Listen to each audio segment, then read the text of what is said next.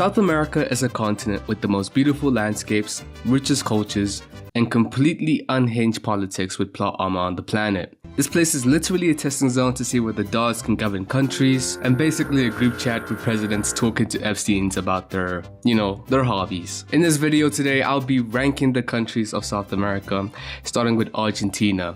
Their president thought the most logical way to deal with inflation is to cut the inflation in half with a chainsaw. Yeah, the president is completely unhinged. In fact, the president is so retarded that he takes his macroeconomic advice from his dog, which he cloned, and paid $50,000 just to clone his dog. But low-key, hear me out, his dog seemed to be doing a better job than the previous government. He's dropped the inflation rate from 200% all the way down to 32%. At the peak of Argentina's inflation, it was actually so bad you couldn't buy stuff like fridges or TVs because shops literally couldn't predict the prices as they would change by the afternoon.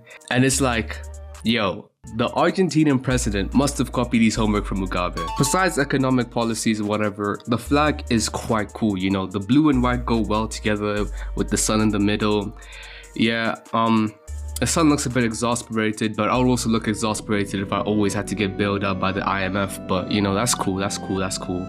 I think I'll give Argentina a 6 out of 10, Colombia. Here's the thing, guys. Here's the thing. Colombia is one of those countries that is constantly trying to rebrand itself as a paradise to the world. Almost like South America's UAE, while simultaneously having to deal with a cartel issue and cocaine hippos.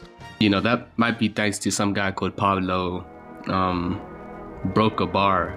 I wouldn't know anything about that. Their current government is so disliked that he's actually losing an election because people are calling him a donkey.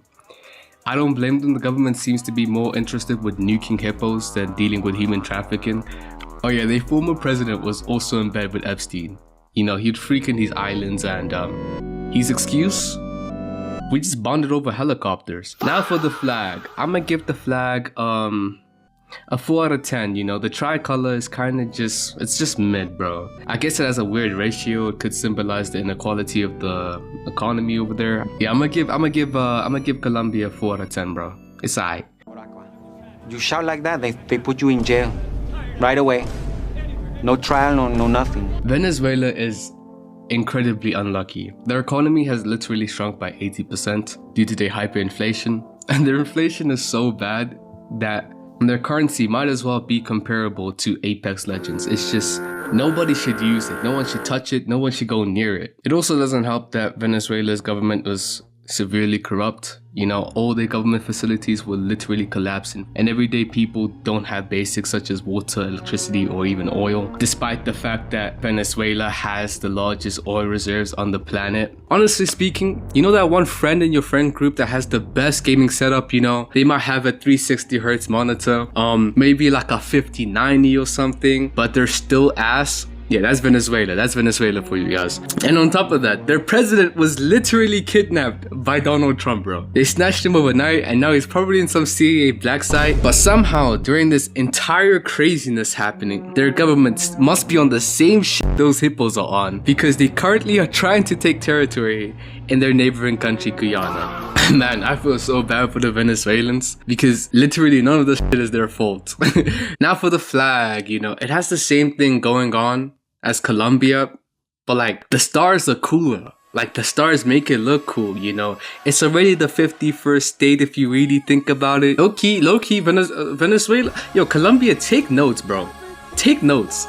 Honestly speaking, I'm gonna give their flag maybe an 8 out of 10, It's quite clean, it looks nice, looking very swagalicious, Maybe for the country, overall, I might give Venezuela a 4 out of 10 because of just their president literally getting kidnapped. And now for the country about patenting, Peru is globalization done right. They have food that mixes different traditions such as Asia and Africa while still blending in their indigenous Incan cuisine. They're easily the Gordon Ramsay of South America. Tell me you wouldn't eat any of this, bro. I would. Maybe I'm just hungry. And Peru's scenery, bro, it's heavenly, bro. It's like no place on earth, bro. Their mountains are part of the ABC gang, they're LGBTQ friendly. The wildlife in Peru is incredibly diverse, It has llamas and stuff. You know, maybe if I get a name tag and put like dinner bone, it might flip upside down. Unfortunately, beneath all the stunning culture, Peru suffers the same fate as other countries within the region due to the rampant crime organizations and the informal economy led by hitmen, who will systematically murder you at public buses because you didn't pay your daily protection fees, which is essentially an extra tax invented by criminals. I mean, you literally have musicians pulling up in bulletproof vests to perform at concerts just so they don't die at their performances. Moving on to something more lighthearted, their flag. Their flag is basically Canada without the leaf. The red and white vertical combo, they can't really miss, honestly. It's a bit basic and boring, you know. Maybe if 8 other countries didn't have like the red and white combo only, it would be cool. It's still clean though. I'm gonna give the flag 9 out of 10. Overall, as a nation, Peru really knows how to mix its different cultures and possesses a lot of scenery that you will never see anywhere else in the world. However, if you live there right now, yeah, I'd move out, bro. You basically chose the hardest difficulty. And how can we talk about South America without talking about Brazil? Brazil is currently in a predicament where it has to pick between the red pill or the blue pill, between China's trade dumping and the USA's tariffs.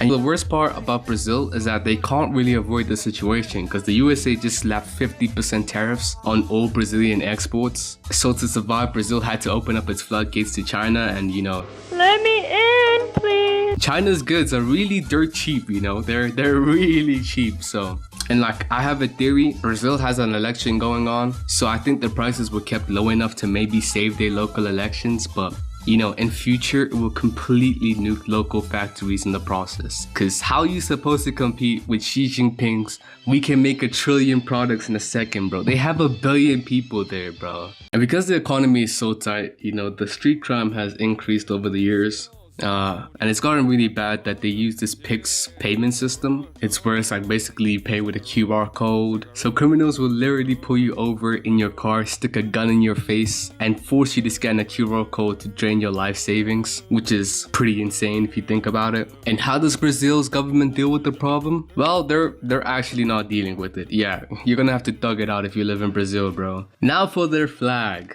I mean, their flag has green and yellow, you know, the blue's kinda ass in my opinion, I can't lie. Honestly speaking, I just don't like Brazil's flag anymore. I think I've seen too many people on TikTok wear the football kit. Let me take my biases away from that and just say I'm gonna give Brazil an 8 out of 10 overall because, you know, they still have good food, they have Neymar, they have Charlie do Bronx. I mean, they made the movie Rio, bro. Yo guys, thank you for watching my video. If you did enjoy this video, make sure to watch the one on screen right now because that would be very cash money of you, very swaggerlicious.